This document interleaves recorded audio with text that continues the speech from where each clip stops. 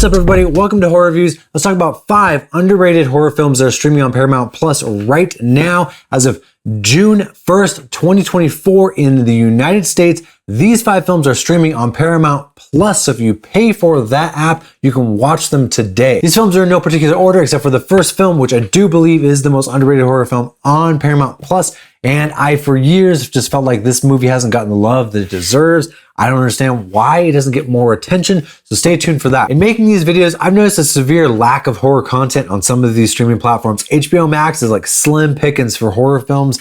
Paramount Plus has a few, but they don't have a ton. Like Prime and Hulu have way more. So when you're going through these underrated horror films are not going to be like hidden gems that no one's ever heard of before, like just obscure horror films that like are really just like hiding in corners that you've never heard of, but they are, in my opinion, underrated films that haven't had the praise that I believe they deserve, or are not getting talked about as much as they should be, or are just falling out of love. Older films that maybe people have forgotten about and some newer audiences deserve to see. Let's kick off this list with number 5, which is the 2000 film What Lies Beneath, starring Harrison Ford and Michelle Pfeiffer. This one's actually directed by Robert Zemeckis, and this is definitely more of a thriller, verging on light horror elements, but it's definitely a horror film in my opinion. Even if it was just a thriller, I'd still throw it on this list, but I don't really understand why this movie doesn't get talked about as much anymore.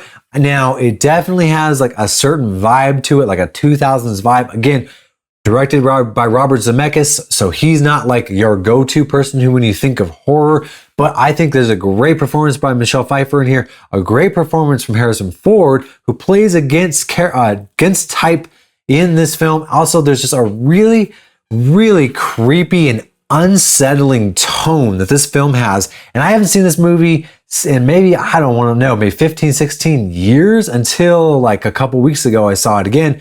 And I remember that tone, that just like the atmosphere of the film stuck with me all these years. I remember watching with my mom, again, back like, I don't know, who knows how long ago. And I just remember that like getting under my skin, having this really, really cool, creepy house that it was filmed in next to a lake, great setting, and a great little mystery going on with some definitely like verging on horror elements there. And again, good performances here, great music choices, very stylistic music choices for that time period. Great camera work. Definitely like, pulling from Hitchcock here and there with some of the camera work and some of the way that the scenes are set up. Definitely like great suspense building, just like with open doors and just like taking its time with like exploring the house as a character, the windows, the basement, etc., the really cool bathtub, which is such a character on its own. Like even the window panes are just like a character in this film. It just feels like this house has a life to it. And this is not like necessarily a haunted house film. I mean, it kind of is, but I wouldn't really call it that exactly. But even like I said, the bathtub just has like this character. There's so much done with set design and prop work that I think really give it this nice, like very specific feel. And like I said, creepy film. It's not like gonna scare the heck out of you, but I think it'll really get under your skin. If you've never seen What Lies Beneath, it's a nice little mystery. And yes, it does have some predictable elements to it, but I believe that the way this film is played out and the way it's directed so strongly that even the elements that are predictable are almost there so that you're supposed to put those pieces together when that time comes, rather than being like just this big reveal that's like thrown at the end. There's little pieces that you can kind of put together which lead to like an inevitable reveal at the end. So again, if you haven't seen What Lies Beneath, I highly recommend you check it out. It is from the 2000s and it feels like it's from the 2000s. So just keep that in mind when you watch it, but go check that out. And coming in at number 4 is going to be the Christopher Landon film, Scout's Guide to the Zombie Apocalypse. Now this film is not going to be everybody's cup of tea. It's a very specific genre, very specific style, and that style is right up my alley. So if you think that you might enjoy a lot of the same films I do, check out this one for sure. This is a horror comedy film, but it's very specific in that it's like a teen movie, like an R-rated coming of age high school teen film mixed with the zombie apocalypse. It's just the perfect combination for me. I love it. I love the cast of characters. I love the whole cast in here for the most part. And I grew up just loving these, like, you know, American Pie films, like Sex Drive and Superbad, and just these like teen films of that era. And I feel like this perfectly sort of encapsulates those types of films, but makes it into this horror film with some really, really great practical effects in there. Great music choices, great soundtrack in here. Again, great cast of characters, some being specifically comedic characters put in there to be over the top. Definitely some very over the top moments. I just saw this film for the first time, I want to say 2 years ago, and I've already seen it, I think 5 times, maybe 4 times since then. I just absolutely loved it. I put it on with low expectations, and it blew me away right from the very opening scene where they're playing the Iggy Azalea song, and he's just like mopping the floor with his headphones on. The opening sequence alone is just perfection. Even if you don't watch the entire film, I highly recommend start it and just watch that opening sequence. And if that does not hook you and you don't think that's funny or you don't think that's good, you probably don't like the rest of this film. But Scout's Guide to the Zombie Apocalypse, again, great practical effects here. Some raunchy humor, some raunchy zombie humor, and a great like moment that you always have at the end of these movies where you get the team together and like get all the tools that you can possibly come up with and go for like one last final battle. I love that there's a great moment at the end of this film that I think is just really well done. And you know, I just honestly, this film is hilarious. It's just exactly my vibe, and I can't say enough good things about this. I, again, personally love this film, but as I said, I can see this is not everybody's cup of tea. Check out the beginning. If it doesn't hook you, you may not like it. Coming in at number 3 is the 2014 Scott Derrickson film, Deliver Us from Evil. Now, this is another one I hadn't seen until this year. It just never grabbed my attention. I've seen The Black Phone, I've seen Sinister. I like Scott Derrickson for the most part. This one stars Eric Bana, and he is a detective, I believe in New York or Chicago or something.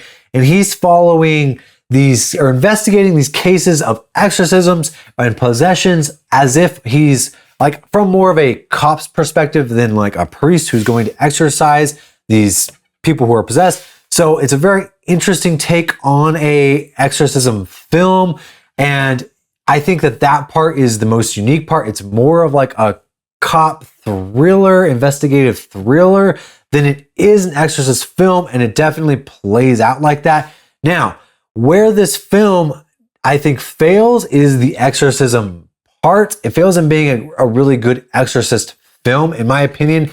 Falls apart near the end when that's the climax of the film. However, where this film really succeeds, in my opinion, is Eric Bana's character going into these situations. There's these moments where it's framed like a cop coming into a house where they don't know what to expect.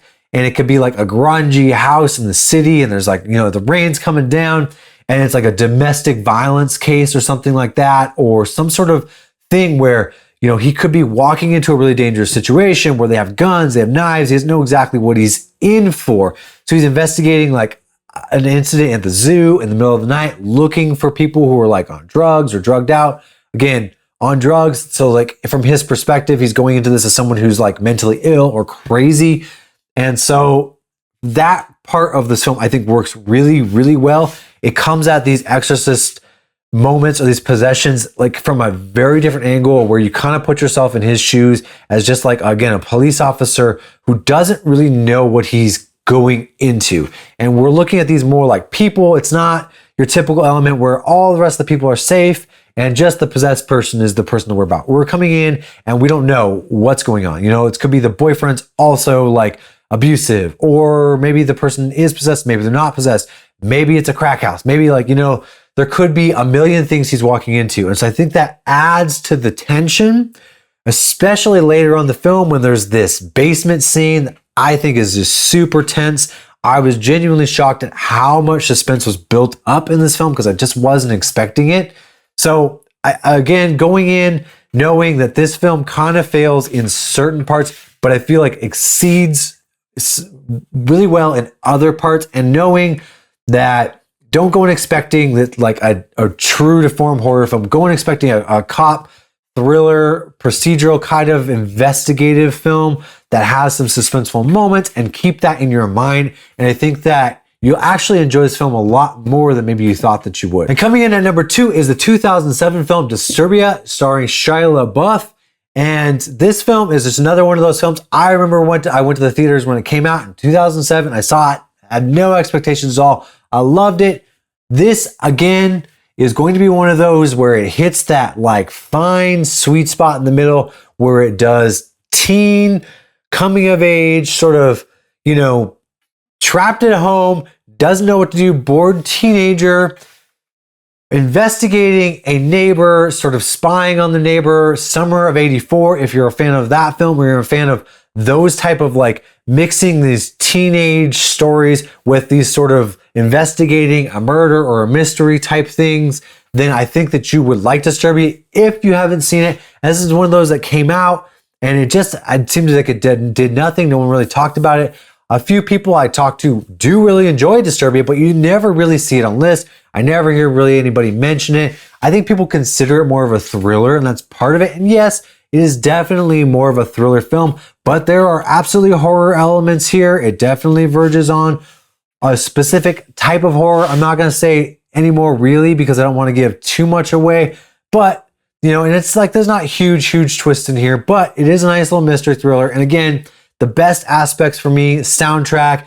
This is where I discovered the band Kings of Leon. I love that when I was in theaters and I just heard the soundtrack. You know, great music choices, great elements. I love the house that Shia LaBeouf is under house arrest in. It's, again, I love when the house is a character of its own. His room, of course, you know, being in 2007, I was 17 years old, and that was the coolest room in the world to me at that time. So, you know, going in from that lens and seeing this teenager trapped at home, getting into trouble, and again, the house is just really is a character of its own.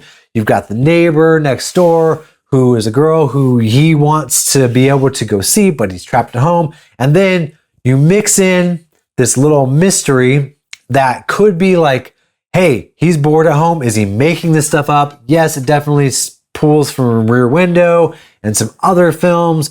But again, I think it just hits that niche right in the middle really well that I personally love, when you can take like a teen film and mix it, but not like teen in the way that it's like PG-13 and really toned down and tame. This one feels like it's exactly what it needs to be. It doesn't need to be R. It doesn't need to be like gory or over the top. It's exactly what it needs to be. And in my opinion, it's just the perfect meshing of those two styles of film and those two genres. If you, for some reason, have not seen Disturbia, you should absolutely check it out. And if you haven't seen it in a long time, go revisit it. I think it holds up super well. Again, if nothing else, to check out the amazing soundtrack that is in this film. Super underrated, underappreciated. We need to talk about Disturbia more. And coming in at number 1, in my opinion, the most underrated horror film on Paramount Plus right now is the 2007 film Vacancy. Also from 2007, like Disturbia. I don't know why I just put that together in my mind just now. Vacancy stars Luke Wilson and Kate Beckinsale, and I do not understand why more people do not talk about this film. I think of this type of genre specifically, this is one of the best films that does this specific element of films. I'm going to try not to give too much away, but this is a mystery thriller where a couple break down on the side of the road, and you've got this nice little small town lost in the middle of nowhere element, which is perfect. You've got this staying in a motel that may or may not be creepy, kind of old and run down. Beautiful elements that when come together, I think really work really well. And I think Vacancy does it perfectly.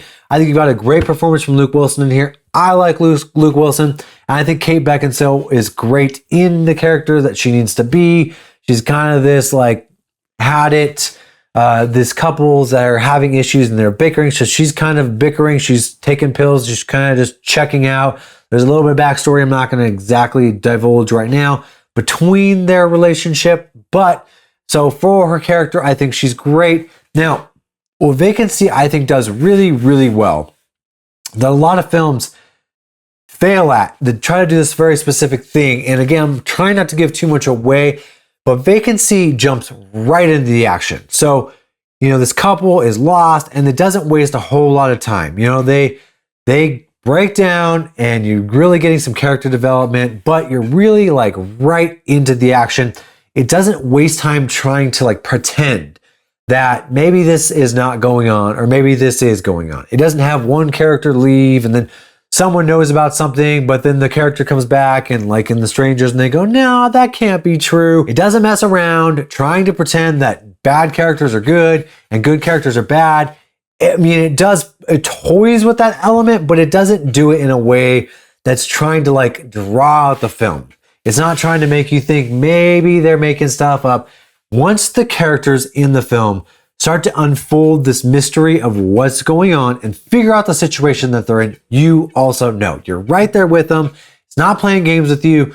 Boom, you're right in the action. Now you're stuck there with these characters, and it turns into this cat and mouse chase. Again, I'm trying not to give too much away, but you're stuck there. They're stuck there. What do? Let's figure some things out together. Let's piece these elements together. Let's find a way out. And I think that the way that this is set up in the motel, the story, the backstory of what you've got going on, I think works really well. I think that the guy who plays the motel attendant, perfect casting, plays it exactly how he needs to. He's just creepy and weird enough to be believable and just wimpy enough that you think maybe he's not threatening, but then, just enough. Again, try not to give too much away. These are things that you find out pretty quickly. Like I said, the movie tells you exactly what type of movie you're in for pretty early on, and you kind of get a gist of what's going on.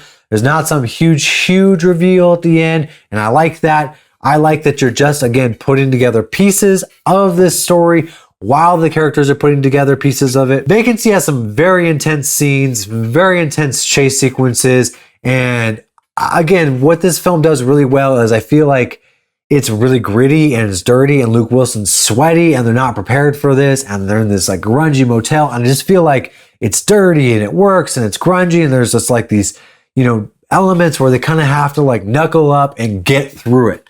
And I really think that Vacancy does that super well.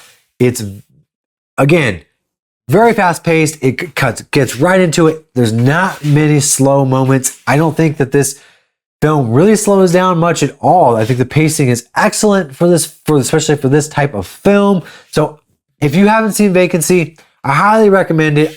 Again, it's very suspenseful, fun time, fun type of film, that specific type of genre where you get a couple staying somewhere in this creepy element and they need to figure out what's going on and get out. If you like those type of films and you like them done well, I think Vacancy, again, is one of the best to do that specific type. Super underrated film, and that is my list, everybody. Thank you so much for watching.